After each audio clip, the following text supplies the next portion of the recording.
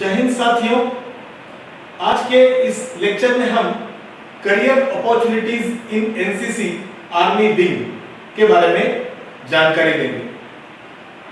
NCC यानी कि राष्ट्रीय छात्र सेना, यह महाविद्यालयों में एडमिशन लिए हुए छात्रों को 3 साल तक की ट्रेनिंग दी जाती है।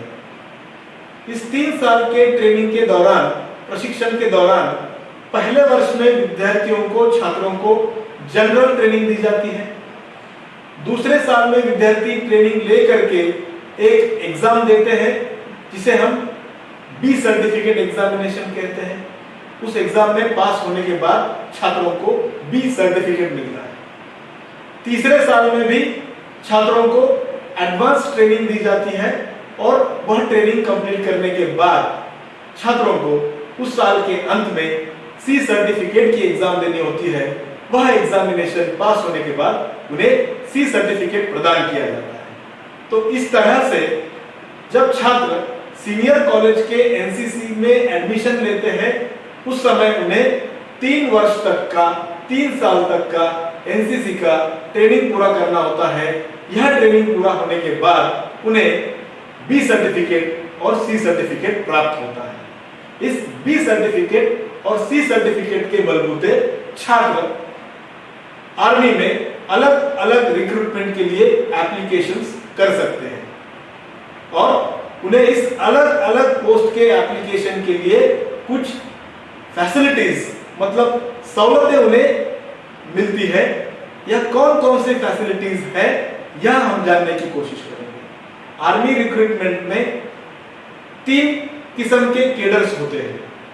पहला जो केडर होता है वह एनसीओस का केडर होता है, जिसे हम नॉन कमीशन ऑफिसर्स कहते हैं। दूसरा केडर होता है जिसे जेसीओ केडर कहते हैं। जेसीओ का पूर्ण रूप है जूनियर कमीशन ऑफिसर। और तीसरा जो केडर होता है वो तीसरा केडर अफसरों का केडर होता है, जिसमें ऑफिसर्स केडर होता है। पहला जो केडर मैंने आपको बतलाया है एनसीओस, नॉन कमीशन ऑफिसर्स, मतलब जब आर्मी में कोई सिपाही की तौर पर रिक्रूट होने के लिए जाता है, जिसका रिक्रूटमेंट होता है, उसकी भर्ती सिपाही इस पोस्ट पर होती है। सिपाही के पोस्ट के भर्ती के बाद लांस नायक का प्रमोशन होता है। लांस नायक के प्रमोशन के बाद नायक का प्रमोशन होता है। नायक के बाद हवलदार तक का प्रमोशन होता है। मतलब सिपाही से लेकर के लांस नायक, नायक, हवलदार, यहां तक का जो केडर होता है, यह जो पोस्ट्स होते हैं, उसे हम कहते हैं नॉन कमीशन ऑफिसर्स, एनसीओस। उसके बाद जेसीओस का केडर आता है, जिसे हम जूनियर कमीशन ऑफिसर कहते हैं। हवलदार के बाद जो प्रमोशन होता है, हवलदार के प्रमोशन के बाद का ये केडर होता है, जिसमें नायब सूबेदार, सूबेदार और सूबेदार मेजर, यह 3 पोस्ट्स होते हैं। इनका प्रमोशन हवलदार के बाद नायब सूबेदार, नायब सूबेदार के बाद सूबेदार, सूबेदार के बाद सूबेदार मेजर तक होता है। सिपाही के तौर पर रिक्रूटमेंट होने के बाद सूबेदार मेजर तक का जो प्रमोशन होता है, यह प्रमोशन एनसीओस, जेसीओस से लेकर के एनसीओस तक, मतलब junior commission, non commission officer से लेकर के जूनियर कमीशन ऑफिसर्स तक, यह प्रमोशन की तौर पर सिपाही की तौर पर भर्ती हुआ जवान या सूबेदार मेजर के रैंक तक जा सकता है। यह 2 केडर्स हुए। अभी जो बहुत इंपॉर्टेंट केडर है, वह केडर है ऑफिसर्स केडर। ऑफिसर केडर में जब रिक्रूटमेंट होती है, तो उस रिक्रूटमेंट में शुरुआत में लेफ्टिनेंट की पोस्ट पे कमीशन होता है। लेफ्टिनेंट के बाद प्रमोशन होते हुए कैप्टन, कैप्टन के बाद मेजर, मेजर के बाद लेफ्टिनेंट कर्नल, उसके बाद कर्नल, कर्नल के बाद ब्रिगेडियर, ब्रिगेडियर के बाद मेजर जनरल, उसके बाद लेफ्टिनेंट जनरल, उसके बाद जनरल, और जनरल के ऊपर होता है जनरल के ऊपर का जो पोस्ट है उस पोस्ट को हम फील्ड मार्शल कहते हैं। इस तरीके से ऑफिसर्स की हायरार्की होती है।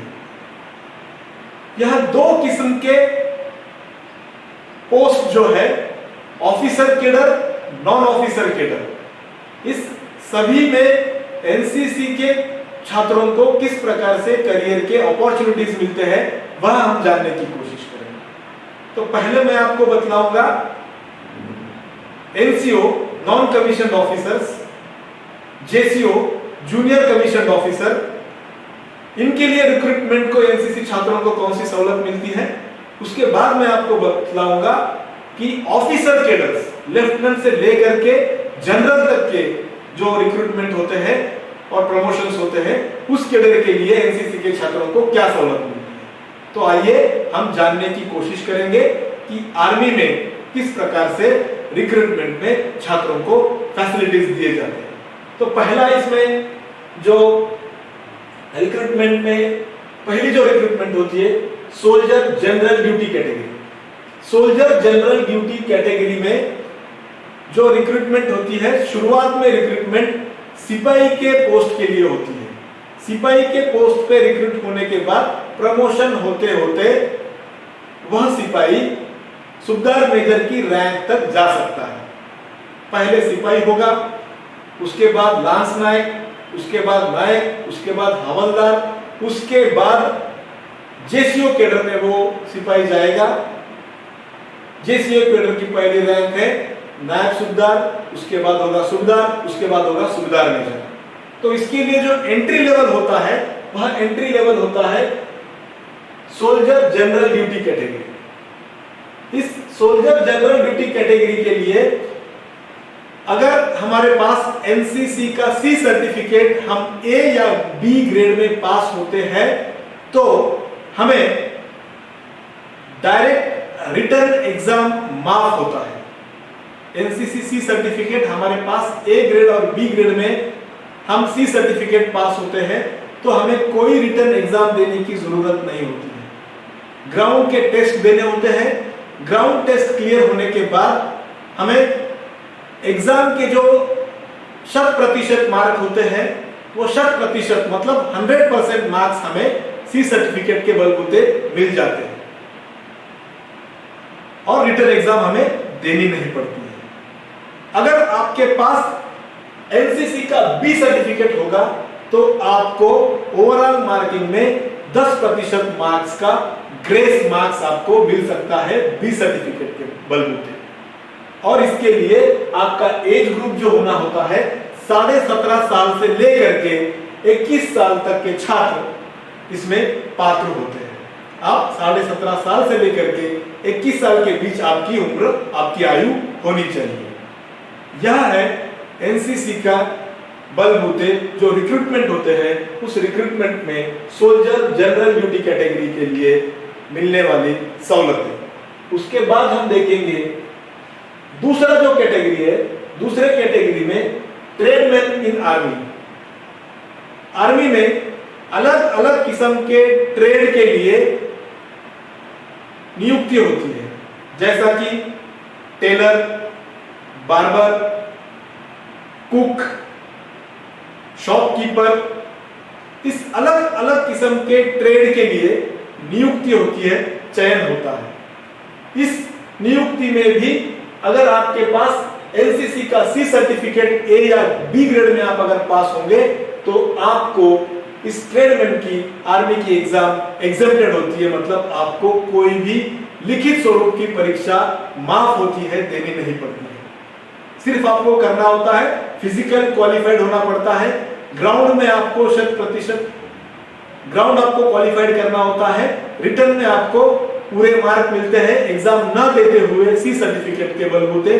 उसके बाद आपकी मेडिकल एग्जामिनेशन होती है, उसके बाद आपका मेरिट लिस्ट लगकर आपका चयन होता है। इसी तरह से आपके पास अगर बी सर्टिफिकेट होगा तो इसमें भी आपको 10% मार्क मिल जाते हैं और इसकी भी आयु उम्र है 17.5 साल से लेकर के 23 साल तक। जनरल ड्यूटी में और आर्मी ट्रेडमैन में फर्क इतना है कि जनरल ड्यूटी में आपकी उम्र 21 साल तक ही होनी होती है और ट्रेडमैन में आप 23 साल की उम्र तक यह रिक्रूटमेंट के लिए अटेम्प्ट दे सकते हो। उसके बाद अब हम जानेंगे जो तीसरा कैडर है, तीसरे कैडर में आर्मी क्लार्क। थल सेना में जो क्लार्क होते हैं उन क्लार्क की भर्ती, उन क्लार्क की रिक्रूटमेंट में भी एनसीसी को फैसिलिटीज मिलते हैं। जिस छात्र के पास एनसीसी सी सर्टिफिकेट है उस छात्र को एनसीसी क्लार्क के एग्जाम में 25 मार्क एडिशनल मिलते हैं। मतलब आपको यहां पर ग्राउंड टेस्ट देना होता है, रिटन टेस्ट भी देना होता है, मेडिकल एग्जामिनेशन भी आपको देना होता है। एनसीसी होने का फायदा इतना होता है कि आपको इस क्लार्क के पोस्ट के लिए 25 मार्क एडिशनल मिलते हैं। यह बेनिफिट एनसीसी के छात्रों को मिलता है। उसी तरह से एनसीसी बी सर्टिफिकेट आपके पास होगा तो आपको एडिशनल ग्रेस मार्क्स इस बी सर्टिफिकेट के भी प्राप्त होते हैं। और इस क्लार्क के पोस्ट के लिए भी जो उम्र है वो 17.5 साल से लेकर के 23 साल 23 इयर्स तक आप इस एग्जाम को दे सकते हैं। उसके बाद जो चौथा कैटेगरी है non technical posts in navy and air force. मान लीजिएगा एनसीसी का छात्र आर्मी विंग में एनसीसी करता है। आर्मी विंग के एनसीसी छात्र को नेवी और एयरफोर्स में भी नॉन टेक्निकल ग्राउंड ड्यूटी के लिए कुछ फैसिलिटीज रिक्रूटमेंट के समय दिए जाते हैं। यह कौन से पोस्ट के लिए है? एयरफोर्स में जब गरुड़ कमांडो के तौर पर इस पोस्ट पर जब नियुक्ति होती है, रिक्रूटमेंट होता है, उस समय आप अगर एनसीसी छात्र होंगे, एनसीसी के इवन ए सर्टिफिकेट के छात्र को भी यहां पर मार्क्स दिए जाते हैं। एनसीसी ए सर्टिफिकेट स्कूल के दौरान एनसीसी की ट्रेनिंग करने पर प्राप्त होता है। कक्षा 8वीं और 9वीं में जब छात्र होते हैं तब उन्हें ए सर्टिफिकेट प्राप्त होता है। इन ए सर्टिफिकेट का भी मेरिट के बाद ग्रेस मार्क्स छात्रों को मिलते हैं। उसके अलावा बी और सी सर्टिफिकेट के छात्रों को, आर्मी विंग के छात्रों को 5% के ग्रेस मार्क्स यह नेवी और एयरफोर्स के नॉन टेक्निकल ग्राउंड ड्यूटीज के लिए दिया जाता है। इसके अलावा एनसीसी के छात्र जो कि कॉमर्स और आर्ट्स फैकल्टी के होते हैं, उन कॉमर्स और आर्ट्स फैकल्टी के एनसीसी के छात्र जब एग्जाम देते हैं एयरफोर्स वाई ग्रुप के लिए, उस समय एक कंडीशन होता है कि 12वीं में इन छात्रों को इंग्लिश में 50 से ज्यादा मार्क लेना होता है और पूरे एग्रीगेट मतलब पूर्वी 12वीं कक्षा में एग्रीगेट उसे 50 मार्क से 50% मार्क से ज्यादा मार्क उसे स्कोर करना होता है और अंग्रेजी में मिनिमम 50 मार्क्स उसे स्कोर करना पड़ता है। तभी वह छात्र, तभी वह विद्यार्थी इस non technical posts in air force and navy के लिए पात्र होते हैं। बी और सी सर्टिफिकेट का बेनिफिट होता है, उन्हें ग्रेस मार्क्स मिलते हैं। इसके अलावा ए सर्टिफिकेट के छात्र को भी इस पोस्ट के लिए, नॉन टेक्निकल पोस्ट्स के लिए भी ग्रेस मार्क दिए जाते हैं। यह एडिशनल बेनिफिट एनसीसी के छात्रों को मिलता है। उसके बाद हम देखेंगे ऑफिसर केडर्स इन आर्मी, जो यहाँ पर अहम सवाल है जिस पर मैं यहाँ पर फोकस करना चाहूंगा, जो छात्रों को मैं यहाँ पर बतलाना चाहूंगा कि ऑफिसर केडर इन आर्मी के लिए आपको एनसीसी का क्या फायदा होता है। एनसीसी में जब हम ऑफिसर केडर के लिए जाते हैं तब हमारे पास सी सर्टिफिकेट ए ग्रेड में हमें पास होना होता है। सी सर्टिफिकेट आपके पास ए या बी ग्रेड में आप होंगे तो आपको ऑफिसर केडर के लिए जो एंट्री लेवल एग्जामिनेशन होती है वह एंट्री लेवल एग्जामिनेशन आपको माफ कर दिया जाता है। आमतौर पर मैंने अभी शुरुआत में बतलाया था आपको, ऑफिसर केडर मतलब लेफ्टिनेंट से लेकर के जनरल तक की जो पोस्ट होती है, प्रमोशन से जनरल के पोस्ट तक हम जाते हैं। शुरुआत में लेफ्टिनेंट के पोस्ट पर हम रिक्रूट होते हैं। इस ऑफिसर केडर में आपको जाने के लिए क्या करना पड़ता है? पहले तो हमें सीडीएस मतलब कंबाइंड डिफेंस सर्विसेज की एग्जाम पास होनी होती है, जो एग्जाम यूपीएससी द्वारा, यूनियन पब्लिक कमीशन द्वारा यह एग्जाम ली जाती है। यूपीएससी की कंबाइंड डिफेंस सर्विसेज की एग्जामिनेशन क्वालिफाई होने के बाद 5 दिन के एसएसबी सर्विस सिलेक्शन बोर्ड के इंटरव्यू को जाना पड़ता है। सर्विस सिलेक्शन बोर्ड के 5 दिन के इंटरव्यू में चयन होने के बाद, जिसे हम एसएसबी इंटरव्यूज कहते हैं, उसमें चयन होने के बाद आपका मेडिकल एग्जामिनेशन होता है। मेडिकल एग्जामिनेशन क्वालिफाइड होने के बाद आपका मेरिट लिस्ट लगता है, ग्रेजुएशन आपका पूरा होना होता है, सर्टिफिकेट की छाननी होती है, उसके बाद मेरिट लिस्ट लगता है, उसके बाद आपके अपॉइंटमेंट के लिए आपको ट्रेनिंग को भेजा जाता है इंडियन मिलिट्री एकेडमी देहरादून यहां पर, और इस ट्रेनिंग के बाद आपको लेफ्टिनेंट के पोस्ट पर आपका कमीशन होता है। यह जनरल सभी जो विद्यार्थी होते हैं जो बीए, बीएससी और बीकॉम का ग्रेजुएशन करते हैं, इन ग्रेजुएट विद्यार्थियों को, इन ग्रेजुएट छात्रों को आर्मी में ऑफिसर होने के लिए यह पूरी प्रोसेस पूर्ण करनी पड़ती है। पहले सीडीएस की एग्जाम क्रैक करना, उसके बाद एसएसबी के इंटरव्यूज देना, उसके बाद मेडिकल और उसके बाद मेरिट लिस्ट। अगर आप एनसीसी के छात्र होंगे तो आपको यहां पर बेनिफिट मिलता है। शुरुआत में जो एंट्री लेवल की यूपीएससी की एग्जामिनेशन होती है, वह एग्जाम एनसीसी के सी सर्टिफिकेट होल्डर के लिए माफ होती है, एग्जेम्प्टेड होती है। कोई भी एग्जाम ना देते हुए डायरेक्टली एनसीसी सी सर्टिफिकेट का छात्र डायरेक्टली एसएसबी के इंटरव्यू को अपीयर हो सकता है। इंडियन मिलिट्री एकेडमी देहरादून, यहां पर साल में 64 सीट्स, मतलब 64 जगह वहां पर एनसीसी के छात्रों के लिए होते हैं, रिजर्व रखे होते हैं। उसके बाद ऑफिसर ट्रेनिंग एकेडमी, यहां पर 100 सीट्स एनसीसी के छात्रों के लिए वेकेंट होते हैं, रिजर्व रखे होते हैं। इसे हम कहते हैं special entry scheme for NCC cadets, मतलब एनसीसी के सी सर्टिफिकेट के छात्र इस स्पेशल एंट्री स्कीम के तहत आईएमए और ओटीए में directly without written exam SSB के बलबूते, इंटरव्यू के बलबूते उनका चयन होता है, उन्हें रिटन एग्जाम माफ होता है। यह बेनिफिट एनसीसी के छात्रों को मिलता है, एनसीसी सी सर्टिफिकेट होल्डर छात्रों को मिलता है। इसके अलावा एक अहम बेनिफिट यहां पर मैं बताना चाहूंगा। एनसीसी के दौरान हम जब 3 साल का ट्रेनिंग लेते हैं, 3 साल का प्रशिक्षण जब हम लेते हैं, तो उसमें एनसीसी का छात्र, वह बंदा इस तरह से तैयार होता है कि उसे पूरी डिसिप्लिन पता चलती है, उसमें लीडरशिप क्वालिटीज डेवलप होते हैं। वह छात्र डायरेक्टली एसएसबी के 5 दिन के इंटरव्यू के लिए जाता है।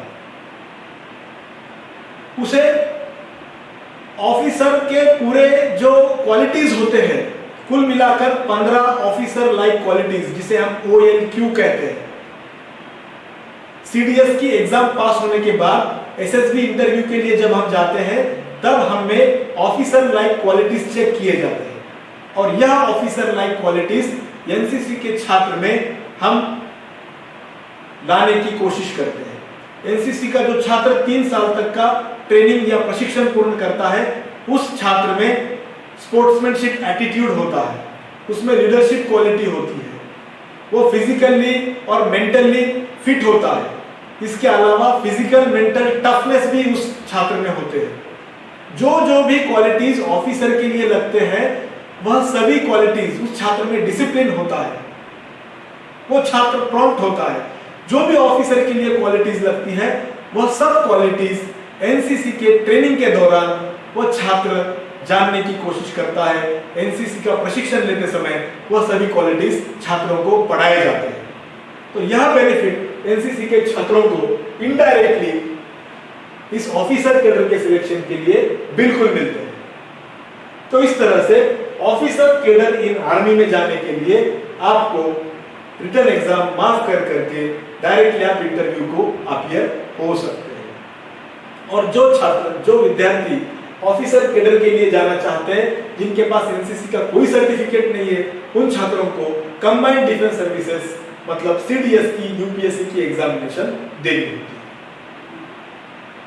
यह बहुत अहम हिस्सा है। उसके बाद एयरफोर्स में non technical ground duty officer cadre, इसके पहले मैंने जो बताया था, यह नॉन टेक्निकल जो था, यह ऑफिसर कैडर के जॉब्स नहीं थे। मैं अभी आपको जो बता रहा हूं वह ऑफिसर कैडर्स के jobs, non technical ground duty officer cadre class 1 के पोस्ट होते हैं, जिसमें कॉमर्स के छात्र जो होते हैं अकाउंटेंट की तौर पर, उसके बाद लॉजिस्टिक्स डिपार्टमेंट होता है, एडमिनिस्ट्रेशन डिपार्टमेंट होता है। इन डिपार्टमेंट्स में ऑफिसर के तौर पर हमारी रिक्रूटमेंट हो सकती है, जिसके लिए आपको एयरफोर्स की स्पेशल एग्जामिनेशन क्लियर करना होता है। स्पेशल एग्जामिनेशन के बाद आपको एसएसबी इंटरव्यूज देने होते हैं, मेडिकल आपको पूरा करना होता है। उसके बाद आपका जो मेरिट है वो मेरिट लिस्ट लगता है। मतलब आर्मी विंग का एनसीसी का छात्र जो कुछ भी ट्रेनिंग लेता है, उस ट्रेनिंग का बेनिफिट उस छात्र को ऑफिसर कैडर के नेवी और एयरफोर्स के पोस्ट के लिए भी फायदेमंद होता है। इनडायरेक्टली उसे वह बेनिफिट मिलता है, क्योंकि ट्रेनिंग के दौरान वह छात्र, वह कैडेट, उसे जो ट्रेनिंग दी जाती है उस दौरान उसके व्यक्तिमत्व में अनेक पहलुएं जड़ी जाती हैं, उसके व्यक्तिमत्व का विकास उस तरीके से किया जाता है, तो उसे डेफिनेटली इंटरव्यू के दौरान बेनिफिट मिलते हैं। इनडायरेक्टली या डायरेक्टली उस छात्रों को बेनिफिट जरूर मिलते हैं। उसके बाद हम देखेंगे 6 जो रिक्रूटमेंट होती है, पैरामिलिट्री फोर्सेस, इसे हम आर्म पुलिस फोर्सेस कहते हैं। इसके रिक्रूटमेंट में भी एनसीसी के छात्रों को 5% तक के बोनस मार्क्स मिलते हैं। जिस छात्र के पास एनसीसी सी सर्टिफिकेट हो, उस छात्र को 5% तक bonus marks in paramilitary forces में मिलते हैं। यह पैरामिलिट्री फोर्सेस होम मिनिस्ट्री के अंतर्गत आते हैं। अंडर होम मिनिस्ट्री इस आर्म पुलिस फोर्सेस के लिए रिक्रूटमेंट होती है। कुल मिलाकर 7 विभिन्न तरीके के पोस्ट होते हैं, 7 विभिन्न तरीके के इस कैडर में सिलेक्शन होता है। इसमें हम यहाँ पर देखेंगे Assam rifles number 1, border security force BFS number 2, central industrial police force CISF number 3, central reserve police force जिसे हम सीआरपीएफ कहते हैं नंबर 4, उसके बाद इंडो तिब्बतियन बॉर्डर पुलिस, उसके बाद number 6 national security guard NSG, उसके बाद सशस्त्र सीमा बल एसएसबी। इन कुल मिला के 7 किस्म के पोस्ट्स के लिए होम मिनिस्ट्री के तहत, home ministry through central government के यह पोस्ट पैरामिलिट्री फोर्सेस की तौर पर भरे जाते हैं। सर्विस सिलेक्शन बोर्ड मतलब एसएसबी के थ्रू, एसएसबी के तहत इन सभी 7 किस्म के पोस्ट्स के लिए एग्जामिनेशन कंडक्ट किए जाते हैं। और एसएसबी की एग्जामिनेशन क्वालिफाइड होने के बाद आपको ground examination, medical examination clear करना पड़ता है। उसके बाद इन 7 किस्म के पोस्ट के लिए आपकी रिक्रूटमेंट तय की जाती है। इसके लिए एनसीसी का बेनिफिट मिलता है, 5% बोनस मार्क्स उस छात्र को मिलते हैं। ग्राउंड के सभी इवेंट्स की मालूमात एनसीसी के छात्रों को ऑलरेडी होती है और उसके व्यक्तिमत्व का विकास इस प्रकार से होने के कारण, प्रशिक्षण में इस प्रकार होने के कारण वह इस एग्जाम को आसानी से, ग्राउंड एग्जाम क्लियर कर सकता है, आसानी से इंटरव्यू भी वो क्लियर कर सकता है। यह बेनिफिट एनसीसी के छात्रों को मिलते हैं। और उसके बाद मैं आपको बताऊंगा जो आखिरी, अदर स्टेट गवर्नमेंट सर्विसेज, अलग अलग गवर्नमेंट, स्टेट गवर्नमेंट भी एनसीसी के छात्रों को रिक्रूटमेंट के समय बेनिफिट्स देते हैं। हम उनमें बता सकते हैं police department, transportation department, forest department, excise department, fire brigade services, इन सभी सर्विसेज में एनसीसी के छात्रों को अगर आपके पास बी या सी सर्टिफिकेट हो तो आपको इंटरव्यू में उसका बेहद फायदा मिलता है, उसके आपको बेनिफिट्स मिलते हैं। इसके अलावा हाल ही में कुछ प्राइवेट सेक्टर है जिन प्राइवेट सेक्टर में भी एनसीसी के रिक्रूटमेंट आज किए जा रहे हैं। उदाहरण के तौर पर हम अगर देखेंगे तो रिलायंस इंडस्ट्रीज ने सिक्योरिटी ऑफिसर्स के लिए एनसीसी सी सर्टिफिकेट छात्रों के लिए अलग से रिक्रूटमेंट निकाला। उसके अलावा बहुत से ऐसे प्राइवेट सेक्टर्स हैं जहां पर सिक्योरिटी ऑफिसर्स के तौर पर इवन कुछ जगह पर एयरपोर्ट पर भी जब सिक्योरिटी ऑफिसर्स की जरूरत होती है उस समय भी एनसीसी के बी और सी सर्टिफिकेट छात्रों को वहां पर भी प्रेफरेंस दिया जाता है। अभी तो रिलायंस इंडस्ट्रीज ने सिक्योरिटी ऑफिसर्स के लिए एनसीसी छात्रों को प्रेफरेंस देना शुरू किया है। तो इस तरह से एनसीसी का अगर आप ट्रेनिंग लेते हो और एनसीसी का बी और सी सर्टिफिकेट आप अगर क्वालिफाइड होते हो तो आपको निश्चित यहाँ पर करियर करने के लिए मतलब आर्म फोर्सेस में, पैरामिलिट्री फोर्सेस में, उसके अलावा प्राइवेटली जो फोर्सेस रिक्रूट किए जाते हैं और उसके अलावा सरकार के विभिन्न अलग अलग प्रकार के पोस्ट्स के लिए रिक्रूटमेंट करते समय उसका डेफिनेटली बेनिफिट होता है। यहाँ पर जो मैंने आपको बताया है वह मैं यहाँ पर आपको एनसीसी के जो डायरेक्ट बेनिफिट्स होते हैं उस डायरेक्ट बेनिफिट्स के बारे में बताया है। उसी के साथ साथ एनसीसी के जो इनडायरेक्ट बेनिफिट्स हमें मिलते हैं, हमारे व्यक्तिमत्व का विकास होने के कारण जो इनडायरेक्ट बेनिफिट्स हमें मिलते हैं, जो हमारे व्यक्तिमत्व पे पहलू पड़ते हैं एनसीसी के ट्रेनिंग के दौरान, उसके भी बेनिफिट्स हमें आप कोई भी रिक्रूटमेंट के लिए देखिएगा, कोई भी कैडर के रिक्रूटमेंट के लिए देखिएगा, आपको निश्चित तौर पर उसके बेनिफिट्स जरूर मिलते हैं। तो इस लेक्चर में मैं यहीं रुकता हूं। धन्यवाद।